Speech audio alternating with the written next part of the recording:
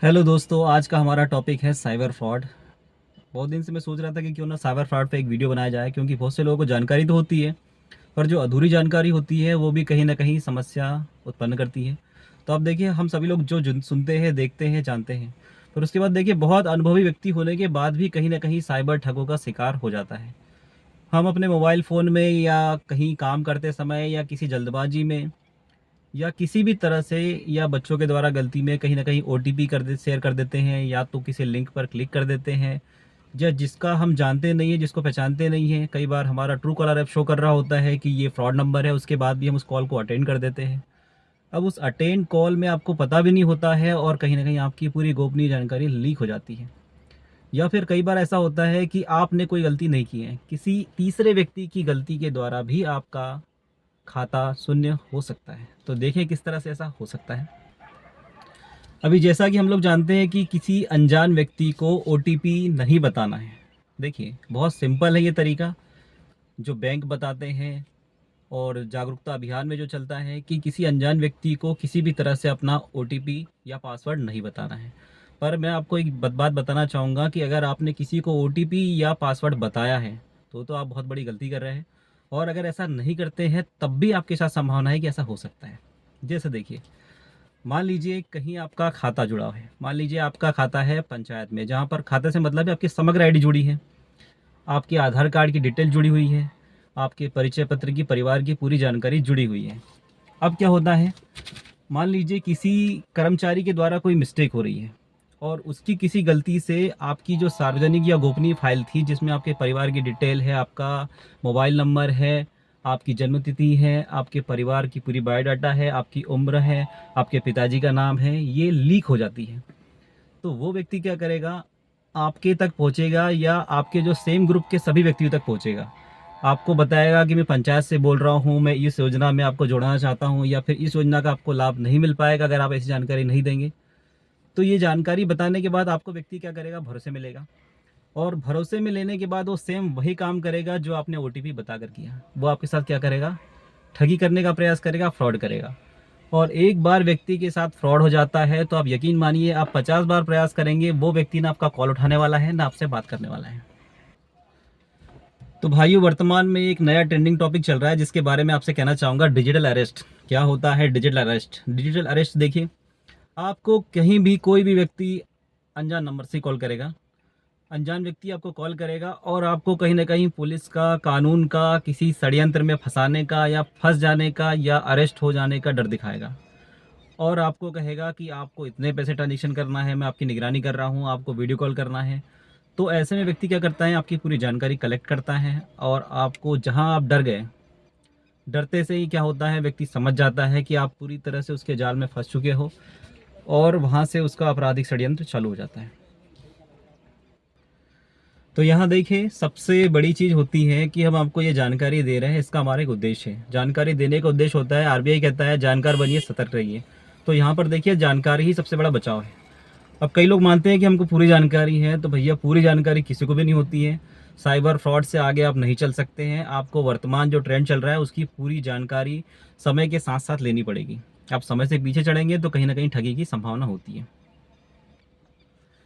तो यहाँ पर देखिए, सबसे पहले जो ठग रहेगा वो क्या करेगा, आपको डिजिटल अरेस्ट करने के लिए वो सबसे जो आसान तरीका होता है, वो किसी पुलिस अधिकारी बनकर आपको कॉल करने का प्रयास करेगा।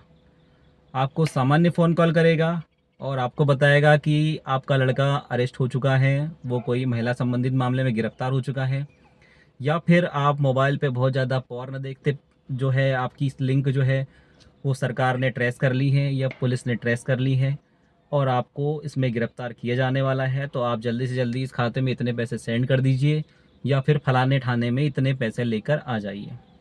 तो ऐसी कंडीशन में, और हाँ, एक और स्थिति जो बनती है कि अगर आपका मान लीजिए बच्चा है, तो वो कहेंगे कि आपका बच्चा जो है थाने में हमारे पास बैठा हुआ है, किसी के रोने की, किसी को पीटने की आवाज़ें सुनाई आपको देगी। तो आपको क्या है, उससे डरना घबराना नहीं है, वो आपका बच्चा बिल्कुल नहीं है। और ये सब चीज़ें या हरकतें करके साइबर ठग या डिजिटल अरेस्ट करने वाला क्या करता है, आपको डराने का प्रयास करता है। और सबसे बड़ी जो शुरुआत होती है डरने से ही होती है। देखिए, जहाँ आप डर गए मतलब पूरी तरह से आप फंस गए।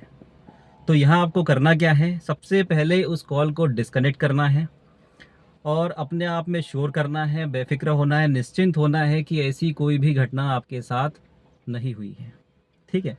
अगर बात आपके नज़दीकी थाने संबंधी हो तो आप बिल्कुल जाइए और वहाँ से जानकारी इकट्ठी कीजिए, और अगर आपको वहाँ से किसी तरह की जानकारी नहीं मिलती है तो आप अपनी जानकारी भी वहाँ पर दे सकते हैं कि इस नंबर से मुझे कॉल आया है और सामने वाला व्यक्ति जो है इस तरह से बोल रहा है।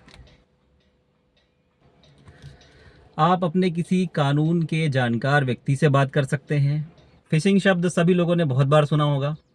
तो ये फ़िशिंग होता क्या है? तो फ़िशिंग का मतलब होता है, देखिए, एक प्रकार से आप समझिए कि कोई ऐसी चीज़ है जिसको आप बहुत ट्रस्टेड मान रहे हो। जैसे मान लीजिए एसबीआई है, आरबीआई है, या फिर जीमेल है, गूगल है, फेसबुक है, जिस पर सभी लोग विश्वास कर लेते हैं एक बार आँख बंद करके कि इन्होंने भेजा है, या फिर कोई फ़ोन पे है, या फिर आपका कोई मोबाइल वॉलेट है।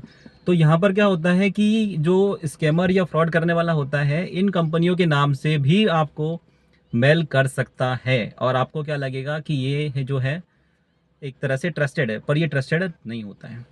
तो आपको देखिए ट्रस्टेड क्या होगा, ट्रस्टेड जो होगा, जो आपके रेगुलर मेल्स होते हैं, रेगुलर जो नंबर से मैसेजेस आते हैं, वो ट्रस्टेड हो सकते हैं। पर फिर भी मैं आपको एक बात क्लियर करना चाहूँगा कि ये जो ट्रस्टेड कंपनियाँ होती है और ब्रांड्स होते हैं, किसी तरह से भी पैसे के लेन देन के लिए फर्जी मेल या स्पैम मैसेजेस नहीं भेजते हैं। और एक जो बहुत ही इंटरेस्टिंग टॉपिक है इसमें आगे मैं जोड़ना चाहूँगा कि भाई हमारे देश में बेरोजगारी जो है एक विकराल, बहुत ही बड़ी, विशाल और ऐसी समस्या है कि हर व्यक्ति को सरकारी नौकरी चाहिए। अब हमारी जो कुछ कमियां होती है, इसका जो फ़ायदा कोई उठाए ना उठाए, सबसे बड़ी चीज़ इसका फ़ायदा उठाते हैं साइबर ठग।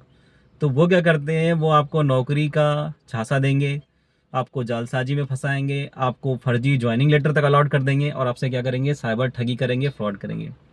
तो मैं आपसे एक चीज़ कहना चाहूँगा कि भाइयों, अगर कोई आपसे कहता है कि 3 लाख, 5 लाख, 30 लाख, 20 लाख, 50 लाख दे के आपको नौकरी में लगा देगा, तो आप यकीन मानिए, अगर आप नौकरी ऐसी लग भी जाते हैं, ऐसी नौकरी अगर आप मान लीजिए लग गए, तो इसमें क्या मतलब निकलेगा, आपकी कभी ना कभी जांच हो जाएगी और आप शायद सपरिवार भी उसमें फंस सकते हैं। मतलब आप ज्वाइनिंग के बाद भी, नौकरी पाने के बाद भी ना एक रात सुकून से रह सकते हैं। पल पल आपको डर रहेगा कि कहीं ना कहीं आपके साथ धोखा हुआ है, आपने गलत तरीके से नौकरी ज्वाइन की है और अब इसमें कभी भी कानूनी शिकंजे में फंस सकते हैं। सो प्लीज़ ऐसा बिल्कुल ना करें, अपनी मेहनत पर विश्वास करें और कोई आपको जो लालच दे उस लालच में बिल्कुल ना फंसें। पैसे या रुपए के लालच में या किसी भी तरह से कोई आपको जो है फंसा सकता है, उकसा सकता है, तो इसमें फंसने का प्रयास ना करें। आपको एक घटना या शायद किसी लोगों को याद होगी, कुछ लोग जो ज़्यादातर मीडिया से जुड़े हैं या न्यूज़पेपर रीड करते हैं, हरियाणा में एक चीज़ हुई थी, जो मोबी कंपनी है, जो कि एक मोबी वॉलेट कंपनी है, जैसे फ़ोन पे है, गूगल पे है। इस कंपनी में क्या हुआ था, एक टेक्निकल इशू आया था इसके वॉलेट में, और इसमें हो ये रहा था कि जो मोबाइल वॉलेट था उसमें बिना किसी ओटीपी डाले भी पैसा ट्रांजैक्शन हो रहा था। तो ये जानकारी जब पता चली हरियाणा के लोगों को, तो हरियाणा के लोगों ने, कुछ लोगों ने क्या किया, बड़ी मात्रा में अपने खाते से दूसरे खाते में या दोस्तों के खाते में या स्वयं के खाते में, पत्नी बच्चों के खाते में पैसे ट्रांसफ़र कर दिए। अब ये चीज़ हुई एक रात में। जब लोगों को पता चला कि इसमें करोड़ों रुपए एक दूसरे के खाते में भेजे जा चुके हैं, तो लोगों ने क्या करा, सोशल मीडिया पे वीडियो बनाना चालू कर दिया कि मेरे खाते में तो इतने पैसे आ गए, मेरे खाते में उतने पैसे आ गए। अब जब ये फ्रॉड की जानकारी लगी मोबीक्विक कंपनी को, तो मोबीक्विक कंपनी ने क्या किया, हरियाणा पुलिस में इसकी शिकायत की और हरियाणा पुलिस ने एक अभियान चलाया कि जितने भी लोग ने ये स्कैम किया था कंपनी के साथ, या एक तरह से फ्रॉड ही था वो, कि आपका पैसा तो था नहीं और आपने उस पैसे को यहाँ वहाँ कहीं ना कहीं अपने खातों में शेयर किया और सेंड किया और आपने वो पैसे का फ्रॉड किया कंपनी के साथ। तो एक बात का ये भी ध्यान रखना है कि कहीं से भी आपके खाते में अगर कोई पैसा आ रहा है, तो यकीन मानिए वो आपका पैसा नहीं है, मुफ्त का पैसा समझकर उस पैसे पे एंजॉय बिल्कुल ना करें, क्योंकि आप बहुत बड़ी समस्या में आगे फंस सकते हैं। और इस तरह से जानकारी के लिए मेरे साथ बने रहिए, सावधान रहिए, सतर्क रहिए। जय हिंद, जय भारत।